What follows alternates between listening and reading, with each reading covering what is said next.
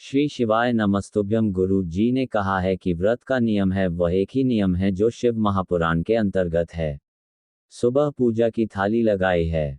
5 व्रतों का विधान है, छठा व्रत का विधान नहीं। आज सुबह आप भोजन की थाली लगाए, पूजा की थाली, अभिषेक का सामान लेकर आप मंदिर में जाए। शिव मंदिर में जाकर बाबा का जल अभिषेक पूजन करिए। जिस हिसाब से आप करते आए हो, भोजन की थाली में सामान उतना रखना, विश्राम को भी आपके साथ चला जाए, अलग से नहीं रखना पड़ा। अलग से केवल शाम को दिए रखो। जल का थोड़ा सा और बाकी का जो मिष्ठान आप तैयार करोगे होगा, बाकी का कंदन, अबीर, गुलाल, ये सब सूबे की थाली करेगी। थोड़ा फल दो गया। सुबह पूजन करो, बाबा का निवेदन पर घर आ जाओ, थाली को ढककर रख दीजिए। शाम को जब जाओ कोई प्रसाद उतना ही बनाओ जितना भगवान के लिए बना रही। यह नहीं कि खीर ज्यादा बना ली तो आधी हम यहाँ ले जाएं और अधिक घर के लिए छोड़ देना। उतना ही बनाओ जितना भगवान के लिए जाएगा, जिसमें से 3 हिस्से होंगे। एक पात्र में भरकर ले जाओ।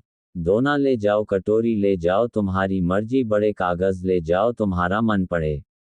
6 लेकर जाओ। बाबा के मंदिर में जाकर पूजन अर्चना करो। शाम को अभिषेक नहीं करना है, केवल चीता देना थोड़ा सा। चलो जो बचा हुआ है उसमें थोड़ा थोड़ा छोटा देकर, जल का थोड़ा सा चिता देकर पूजना भी कर जैसी पूजन सुबह करीब ऐसे भाव से पूजन करो। 5 भी है, थाली में से नीचे रख दो, हटवा दिया भी नीचे उतार दो। थाली में से 5 दिए लगाना। जब जब पर 7 के 3 हिस्से पूरे, पर 7 के 3 तो नीचे दिए लगा दो। 5 एक या उठाकर जिसको जलाया नहीं है वापस अपनी थाली में रख दो। 5 लिए प्रचलित कर बाबा को निवेदन कर दो। बाबा, आज मेरा पहला पशुपति व्रत, इसको स्वीकार करना दिल से। बाबा, इस कार्य के लिए मैंने कड़ा व्रत किया है, इसको स्वीकार करना। बहुत सुना बाबा, पशुपति व्रत में कर रही हूँ मैं भी। पूर्व में न जाने कितनी योनियां लिए होंगी, कौन सा मैंने बेकार कम करना होगा जो आज मुझे दुख भोगना है। इस दुख को आप मिटा सकते हो क्योंकि आपका नाम पशुपति नाथ। आप कृपा करो बाबा। फिर एक या एक प्रसाद का हिस्सा थाली में लेकर हजारों बाबा को निवेदन कर, बाकी का छोड़कर एक दिया एक प्रसाद का हिस्सा लेकर आ जाए।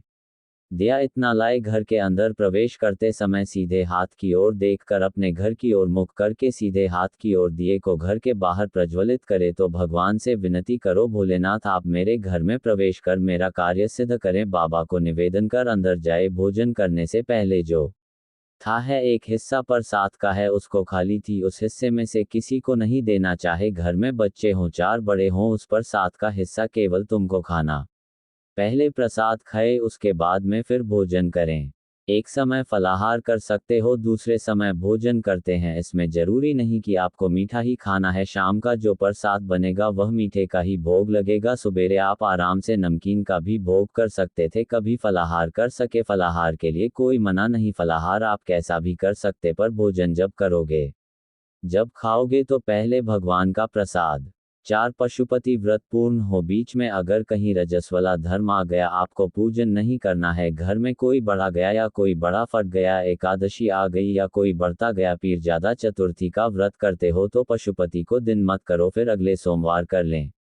3 हो गए तो एक नया भी उस भक्ति में करोगे तो, लेकिन गिनती में आ जाए। 5वां छूट गया कोई बात नहीं, 1 महीने बाद तो होगा। 8 इन बातों का पन्ना दिन बाद तो होगा, फिर उसको इन 5वां होगा महाराजा। ऐसे 5 बार जब आए। 5 व्रत के दिन शाम को जब भोजन करने का एक श्रीफल, कुछ रुपये, 11 रुपये आदि जो भी है, नारियल पर रख कर बाबा को बिना कर पर, बाबा आज मेरा पशुपति व्रत पूर्ण हो रहा है, आपकी कृपा हो, मेरी झोली भर दो। बाबा विनती करो और वह श्रीफल रुपया रखकर बांट लगाकर एक दिया वापस लेकर एक हिस्सा पर 7 कहकर देहली पर अपने वही दिया लगाकर अंदर प्रवेश कर भोजन ग्रहण करो। बाबा को निवेदन कर लो। पशुपति व्रत का कोई उद्यापन नहीं है, पशुपति व्रत का एक उद्यापन है जो शरीर और प्यारा रुपए आपने मंदिर में रखे हैं, बहुत अध्यापन के भाव से रखे हैं, भगवान को नमन कर करना ये पशुपति। अब दुनिया के लोग इस व्रत को कई इतनी बत्ती लगा दो तो इतनी बत्ती का दिया लगाव था, ऐसा करो तो गलत। उसका नियम जो है वह एक, उस नियम के अलावा कोई प्रेम स्नेह को दिल से सुने जा मंच शंभु शायद हैं मांग वे 1-2 या निंदा आप दिल से उसका। ये पशुपति भरत एक व्रत करने के बाद अगला जबरन करो तो थोड़ा रुक कर करना, एक साथ लगे लगाए रखना करिएगा, थोड़ा रुक कर करिए, इंतजार करो 3 महीने का कि बाबा मेरे ऊपर कृपा जरूर करेगा। दिल से करा है तो बहुत दिल से देगा, झोली भर कर देगा, यह निश्चित है उसका। पर बेटा करना जरूरी नहीं है कि प्रतिमा तय करेंगे, पुरुष कर सकता है, बच्चे कर सकते हैं, बूढ़े कर सकते हैं, बड़े कर हैं, बेकार है कि का पर नवीन बच्चे अटकलें और दिल से करो पशुपति। कोई आपका दूसरा पर हट गया, पशुपति को छोड़ दो। उस दिन आपका जो व्रत है, एकादशी और चतुर्थी होती है, तो उसको नवरात्रि कर लो, उसके बाद कर लेना पशुपति।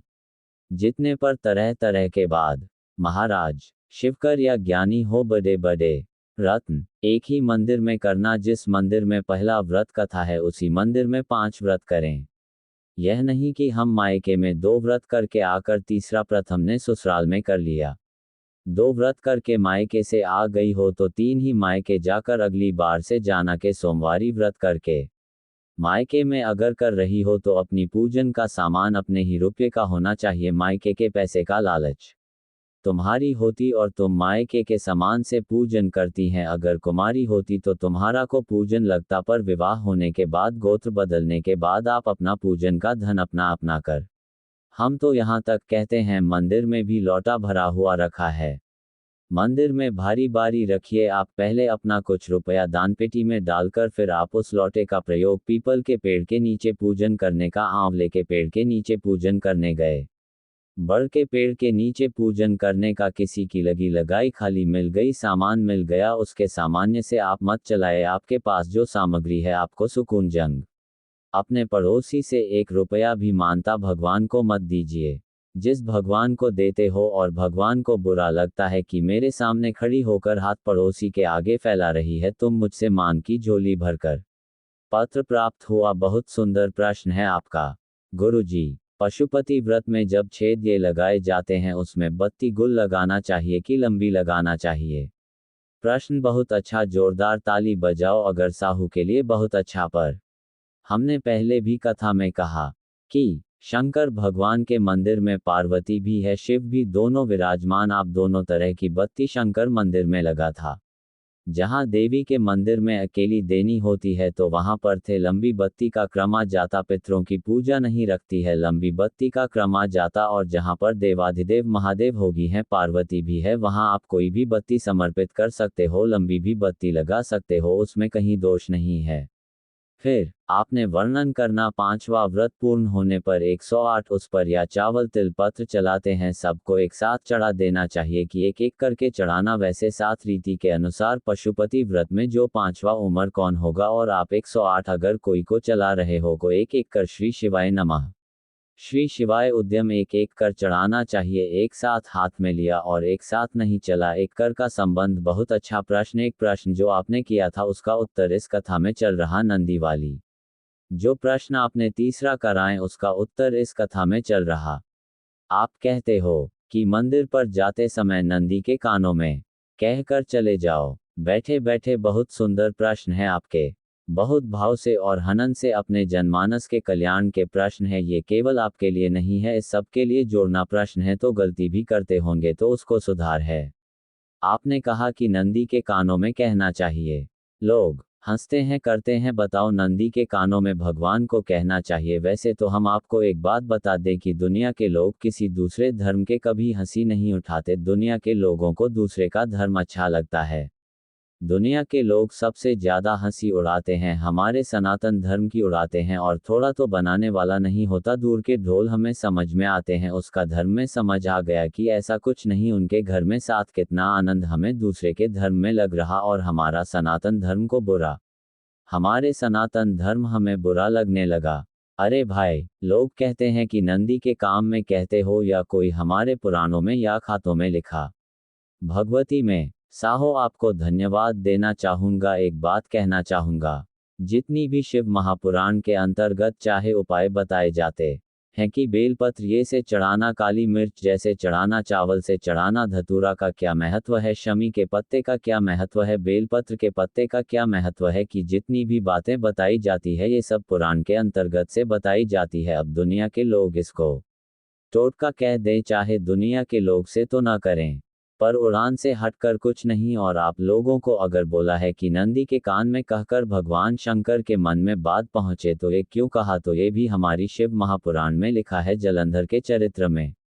कोई आपसे कहे कि नंदी के कर्ण में बोलने से क्या होता, ये जलंधर का चरित्र का कारण मां पार्वती ने कहा कि कमर पकड़कर लेकर जाने लगा। विंदा का पति लेकर जाना, ना तो भगवान की भक्ति में लीन रहती थी उसको तो जलंधर पर सबसे ज्यादा तकलीफ नारायण से पर शिव के पास आ गया। तब निशाप्रति अभिकथा में कहा कोई कोई ऐसा होता है जिसको तुमसे देर नहीं होता तो अंदर सा डर जाती है, वही कोई ऐसा होगा जिसको अंदर से साझा अपने आप अंदर की सजा, उसका कोई मैं ही साझा भी तंज। आप उससे मिले हो ना कभी वापस उसके सामने बैठे हो। कई लोग किसी न किसी की बुराई करते हैं तो कुछ भी लेते हैं, क्यों साहब उनसे मिलकर आयोग ने कभी नहीं मिल किया, तभी उनका सामना हुआ होगा, तभी बुराई के ऊपर एक कर दी थी, इसलिए हमारे ध्यान में था तो हमने भी कर दिया। वह कोमा में 2 कैमरे का तत्व मरेगा नहीं। नंदी सामने बैठा, गणेश जी को मानव प्रजाति के को मालूम पड़ गया। माँ पार्वती जी का हस्त कमल जलंधर ने पकड़ लिया और ने कर चला। मालूम पड़ेगा, थम नहीं रहा है। गणेश जी को क्रोध आ गया और गणेश जी महाराज आए, शिव जी को जगाने लगे। पिताजी का कचरा उठाव, पिताजी होती है, पिताजी जाती है, पिता को जगा रहे, चलकर नहीं मिली, क्या करें हम। जलंधर के पास में इतना बल है, इतना वाले है, और पिता की आज्ञा नहीं होगी तो हम कैसे मार देंगे को। मामले को तमाम ने माने क्या थी कि जलंधर उसको पकड़ कुमार तो पार्टी के नेता अशोक कुमार बोला अरे छोड़ो, बहुत बढ़िया इन्वेस्टमेंट स्कीम आई है, आज 2000 डालोगे कल 4 मिलेगा पर सुनवाई फिर सोलन के भक्त 164 लिंक भेद जल्दी क्लिक करें। शिव जी की आज्ञा नहीं तो हम उसको कैसे हैं, मैंने क्या करें। सब कुछ गणेश जी ने देख लिया, शंकर जी के ऊपर बहुत बहुत बहुत बहुत प्रार्थना कर कर देख ली पर शंकर जी नहीं जागे। तब आखिरी में विनायक ने, गणेश ने, जितनी लोग आस्था चैनल पर कथा सुन रहे हैं, जितने लोग फेसबुक यूट्यूब पर कथा सुन रहे हैं, इस बात को याद रखना कि नंदी के कान में कहने से क्या होता है वह ये कथा से सीख लेना। आखिरी में गणेश जी को लगा कि को कहूं, शंकर जीवित में है, नंदी भी तब में है, मैं किसको कहूं। शिवजी को इकट्ठा गया, पिताजी को गोलवल कर गया, पिता की जाते हैं हमें किसको एवं किससे कहूं। विनायक गए सीधे अब मंडी के पास। नंदी भी तप में लीन थे, शंकर जी की ओर मुख था। गए जाकर तुरंत विनायक ने नंदी के कानों में जाकर कहा, नंदीश्वर महिला का हाथ पकड़कर जलंधर लेकर जा रहा है, पिताजी तप में लीन है, कृपा करेंगे। बस केवल नंदी के कान में कहा गया कि दूर हट गए। नंदी के कान में कहा, शंकर जी के नेत्र खुल गए। शिव जी के नेत्र में। जरा इस शिव महापुराण के आशुतोष तुम्हारा पुराण की कथा, जो कथा या कही जा रही है या कथा पहले के चरित्र में सुनने को नहीं मिली होगी, ज्यादा ध्यान देना। संवाद पर कितने लोग आस्था चना बजट में फेसबुक पर रहे हैं, सनातन धर्म की हंसी उड़ाने वाले नंदी के अन्य अर्थ क्या होता है, मंडी के सामने जाकर यहाँ मंडी के पास बैठकर बोलना तो क्या होता है, मंडी के पास में शंकर जी का महत्व दीदार करने से क्या होता, दर्शन करने से क्या होता है, अच्छे से समझ लेना। दुर्लभ सनातन धर्म पर उंगलियां उठा था से समझने साथ क्या था। नंदी तप में लीन, शिव जी अपने में नहीं उठाए। विनायक ने नंदी के कानों में प्रक्रिया नंदी में जाकर कहा, नंदी के नेत्र नहीं खुले ने तक किसके खुले, जमकर बोलो महादेव के खुले, सोच के खुले। यह मन का तार नंदी शंकर की आराधना कर रहे, अपनी भक्ति में डूबे थे। यहाँ कहा, यहाँ पहुंचा, जब दिल में था उस तक पहुंच गई। नंदी के दिल में शिव थे, तुम कहे, नंदी ने शंकर तक पहुंचा। दिवस सूत्र सुगंधा दिल से दिल तक पहुंच गया। सूत्र का दिल से दिल का बना हुआ था, मैंने से बंधा हुआ था, खबर वहां तक पहुंच गई, सीधे महादेव के पास पहुंच गया। बोलो श्री शिवाय नमः।